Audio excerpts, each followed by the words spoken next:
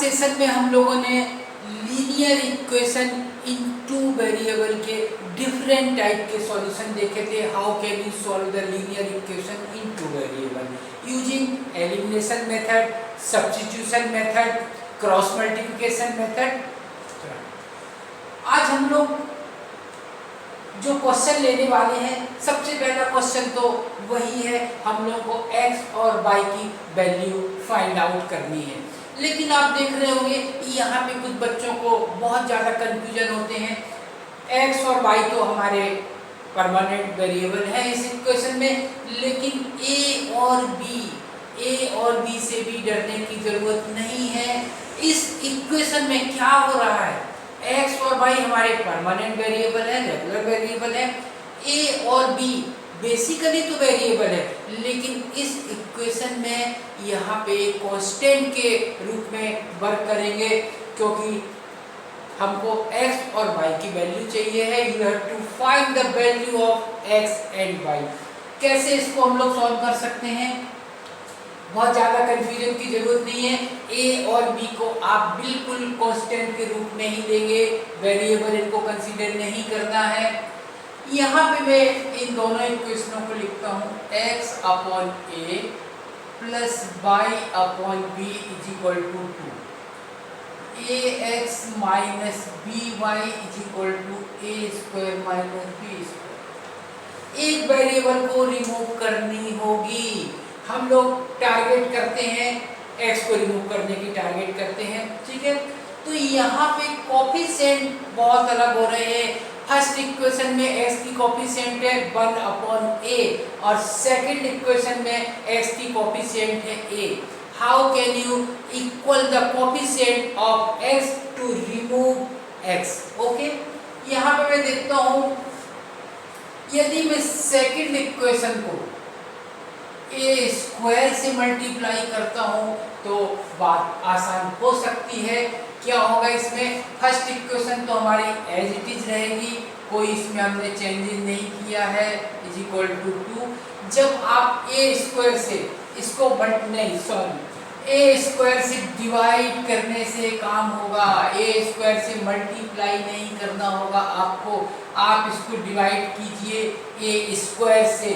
जब आप a square से डिवाइड करेंगे, इस ax को आप ax divided by a square, एक a आपकी कैंसिल आउट होगी और फाइनली ये रिजल्ट मिलेगी आपको x अपॉन a। यहाँ पे क्या रिजल्ट मिलने वाली है, minus b upon a square y। Okay, और यहाँ पे आपको क्या रिजल्ट मिलने वाली है, a square minus b square upon a square. Okay, अब यदि इसकी हम लोग साइन चेंज करेंगे सब्ट्रैक्ट करने के लिए, तो ये टर्म आपकी रिमूव हो जाएगी, x पूरी तरह से रिमूव हो जाएगा। अब कोई प्रॉब्लम नहीं है, आपके पास एक ही वेरिएबल है y और उसकी वैल्यू आप आसानी से फाइंड आउट कर सकते हैं। यहाँ पे देखिए, मैं इसको किस टाइप से लिखने वाला हूँ, 1 upon b minus b upon a square y is equal to 2 minus a square minus b square upon a square. कुछ बच्चे लोग यहाँ ब्रैकेट यूज नहीं करते, लेकिन मैं तो आपको यही सलाह दूंगा, मेरा मानना है ये, ब्रैकेट यूज कीजिए कब, जब यहाँ पे साइन माइनस हो, वरना आगे स्टेप में कहीं भी छोटी सी भी यदि प्रॉब्लम आएगी तो आपकी आंसर नहीं आ पाएगी। इसलिए यदि यहाँ माइनस साइन है तो आप ब्रैकेट यूज कीजिए। यहाँ पे मैं इन दोनों का एलसीएम निकालता हूँ। What is the LCM of b and a square? LCM common factor से रिलेटेड है। यहाँ पे कॉमन फैक्टर जैसी कोई बात नहीं है, तो उस केस में हम लोग दोनों डिनोमिनेटर की जो प्रोडक्ट होती है उसी को एलसीएम कंसीडर करते हैं, जब दोनों के बीच में कोई कॉमन फैक्टर नहीं बन रही है तब। यहाँ पे यदि मैं इसकी एलसीएम लूँगा तो एलसीएम होगी a square, okay, a square b होगी इसकी एलसीएम, बाई यहाँ एज इट इज रहेगी। यहाँ पे बन जाएगी आपकी a स्क्वायर, ये साइन प्लस की हो गई है a स्क्वायर, और यहाँ पे आप देखेंगे ये बनेगी plus b square. Okay, is equal to, यहाँ पे एलसीएम होने वाली है ए स्क्वायर, ये हो जाएगी 2a स्क्वायर माइनस ए स्क्वायर प्लस बी स्क्वायर। ये यहाँ पे बहुत बड़ा आप देख रहे हैं चेंजेज आया है, बी स्क्वायर पॉजिटिव हो गई है। ये गलती होती यदि हम लोग यहाँ ब्रैकेट यूज नहीं करते, तो हमेशा ब्रैकेट यूज करनी चाहिए, ये बहुत यूजफुल होती है। कुछ बच्चे लोग जल्दबाजी भी नहीं करते तो फिर बाद में प्रॉब्लम आ सकती है। यहाँ पे आप देखेंगे ए स्क्वायर प्लस बी स्क्वायर, और एक चीज, आप लोग क्लास 10th में हैं तो आप डायरेक्ट भी कैंसिल आउट करने की आदत डालिए, उससे आपके कैलकुलेशन बहुत छोटे हो जाते हैं। जैसे आप देख रहे हैं मैं ए स्क्वायर को यहाँ से कैंसिल आउट कर सकता हूँ, कोई दिक्कत नहीं है। इज इक्वल टू कि इधर और उधर आप चीजें कैंसिल आउट कर सकते हैं, लेकिन जब इज इक्वल टू के दोनों साइड लेफ्ट और राइट में एक ही टर्म होना चाहिए। यहाँ पे अभी मैं एक ही टर्म इसको ले रहा हूँ क्योंकि मैंने ब्रैकेट यूज की हुई है, तो आप आसानी से ए स्क्वायर रिमूव कर सकते हैं। अभी ये हो जाएगी A square plus B square upon B, okay.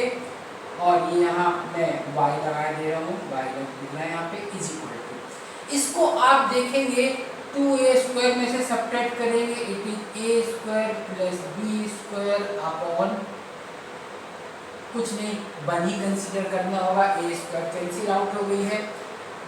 यहाँ पे एक और चीज, अभी पूरी टर्म आप डायरेक्ट कैंसिल आउट कर दीजिए, कोई प्रॉब्लम नहीं है, आप पूरी टर्म डायरेक्ट कैंसिल आउट कर सकते हैं। ब्रैकेट में है, लेफ्ट और राइट दोनों साइड में एक ही टर्म है, फिर वही बात, तो आप आसानी से इसको रिमूव कर सकते हैं।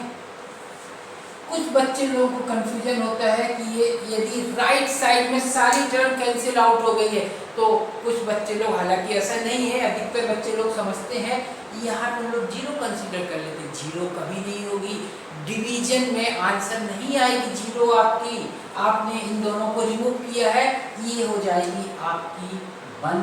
अब आप क्रॉस मल्टीप्लाई करेंगे तो y is equal to b आपको रिजल्ट मिलने वाली है।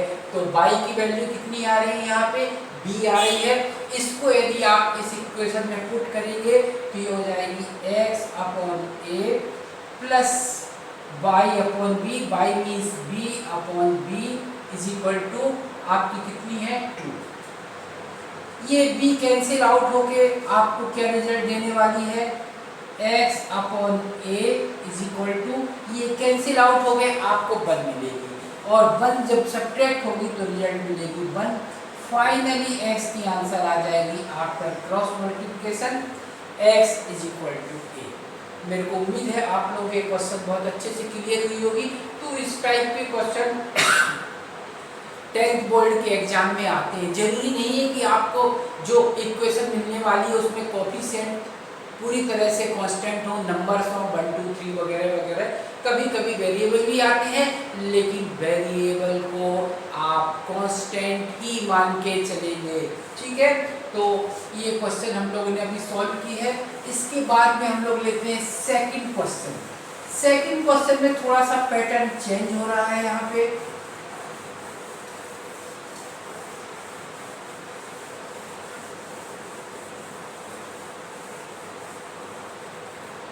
In question number 2nd, 3rd, 4th and 5th, you have to find the value of k. k की वैल्यू आपको फाइंड आउट करनी है। यहाँ भी कंफ्यूजन नहीं करना है कि आप अभी, हालांकि यहाँ k वेरिएबल का रोल प्ले कर रहा है, कोई प्रॉब्लम नहीं है, लेकिन आपको k की वैल्यू फाइंड करनी है तो कुछ कंडीशन जरूर होगी। फर्स्ट क्वेश्चन में, हमारे सेकंड क्वेश्चन में कंडीशन है find the value of k if there are many solutions. many solutions का means lines are coincident, ये दोनों लाइनें coincident है, और इस केस में हम लोग क्या लेते हैं, a1 upon a2 is equal to b1 upon b2 is equal to c1 upon c2। यहाँ पर a1 a2 b1 b2 c1 c2 ये कोएफिशिएंट है, c1 c2 आपकी कांस्टेंट टर्म है। कंडीशन है many solution. Many solution means lines are coincident. उस case में ये तीनों रेशियो इक्वल होने वाले हैं। मैंने इनको इक्वल किया हुआ है। अब मैं कोफिशिएंट की वैल्यू यहाँ लिख रहा हूँ।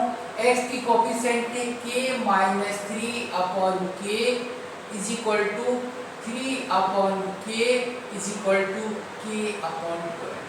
आप कोई भी दो रिलेशन को यूज करते हैं, कर सकते हैं। यदि मैं इन दोनों रिलेशन को यूज करूंगा तो क्वाड्रेटिक इक्वेशन बनेगी। अननेसेसरी कैलकुलेशन आपके लेंदी होंगे, तो इन दोनों को बिल्कुल यूज नहीं करना है। इवन इन दोनों को आप यूज करने वाले हैं फर्स्ट और थर्ड को, तब भी ये क्वाड्रेटिक इक्वेशन में कन्वर्ट होगी। मत करिए, कोशिश करिए क्वाड्रेटिक इक्वेशन ना बनने पाए, आपके कैलकुलेशन सॉल्व में हो। हाँ, ये जो दो रिलेशन आपको दिख रहे हैं ये बहुत सिंपल है। यहाँ पे आपकी क्या होने वाली, क्वाड्रेटिक तो यहाँ भी बनने वाली है, लेकिन कोई कांस्टेंट टर्म ना होने से आप आसानी से इनकी वैल्यू फाइंड कर सकते हैं। क्रॉस मल्टीप्लाई करेंगे आप तो k square is equal to 36 और k is equal to 6।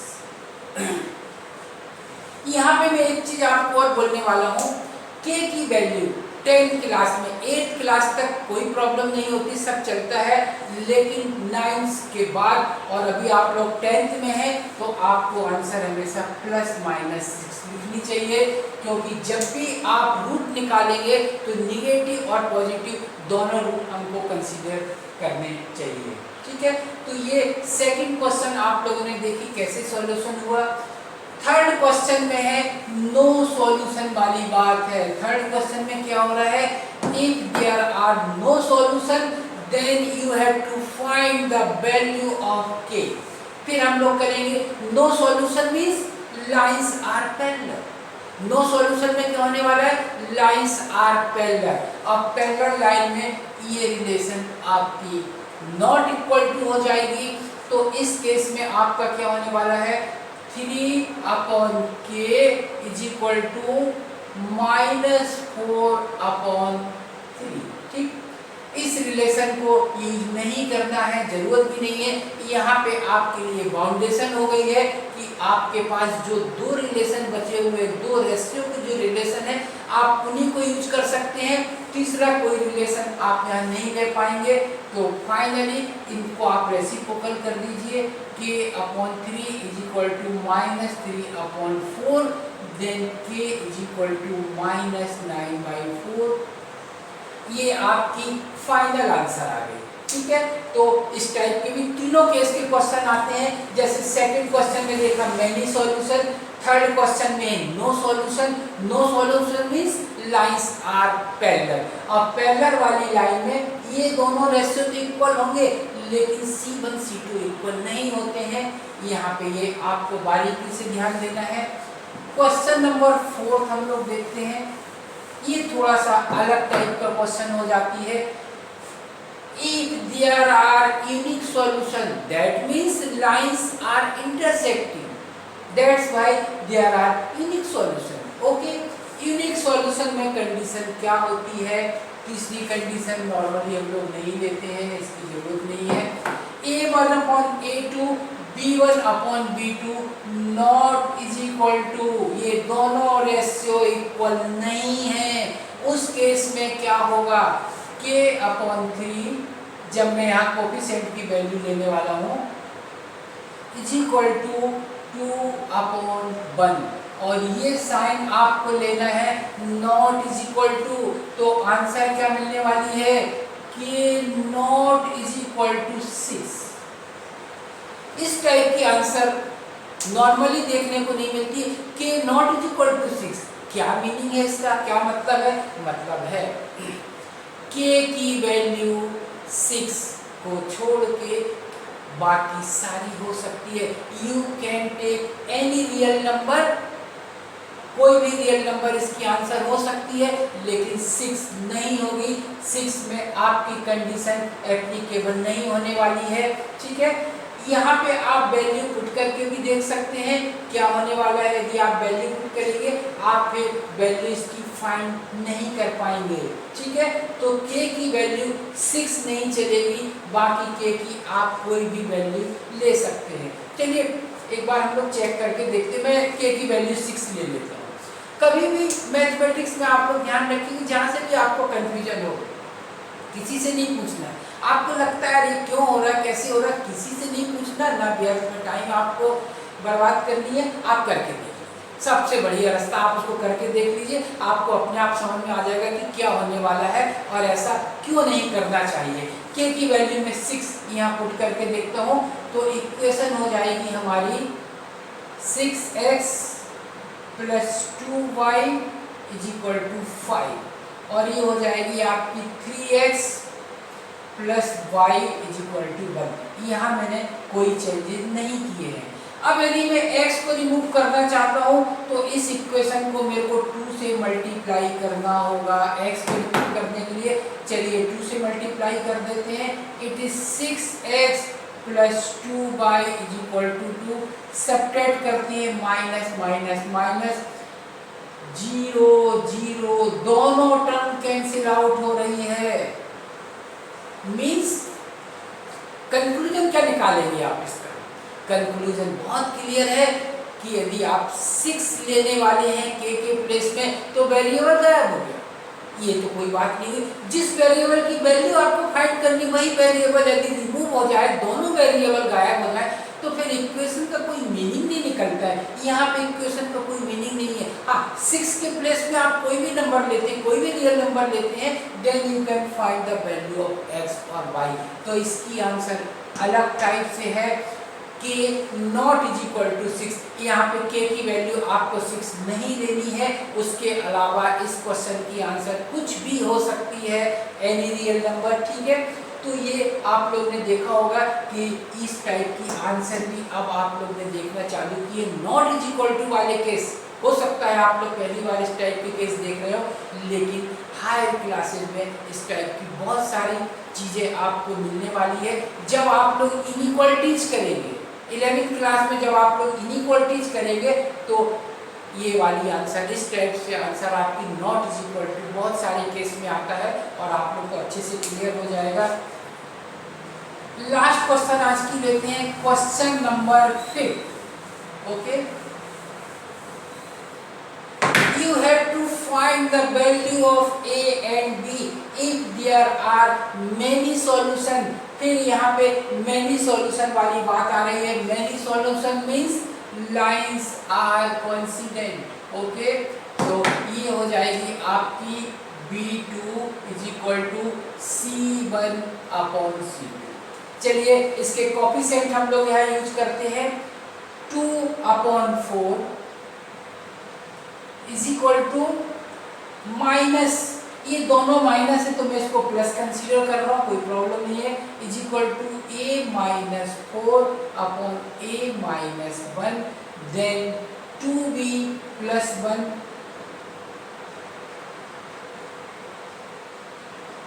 Minus.